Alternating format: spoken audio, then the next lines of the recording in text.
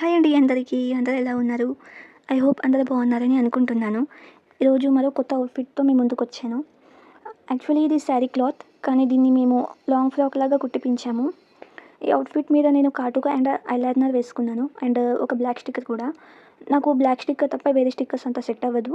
So, నేను ఏ outfit వేసుకున్నా కూడా బ్లాక్ స్టిక్కర్‌నే ఎక్కువగా ప్రిఫర్ చేస్తూ ఉంటాను. అండ్ దీని మీద నేను సైడ్ పాపడా తీసి అల్లుకున్నాను. నాకు నేను జడేసుకున్నప్పుడు అంత రాదు. కానీ ఈరోజు వచ్చింది. అందుకు అందుకు ఈ అవుట్‌ఫిట్ మీద ఈ హెయిర్ స్టైల్ చాలా సెట్ అయింది. ఇక్కడ నేను బ్లాక్ కలర్ బుట్టలు వేసుకుంటున్నాను.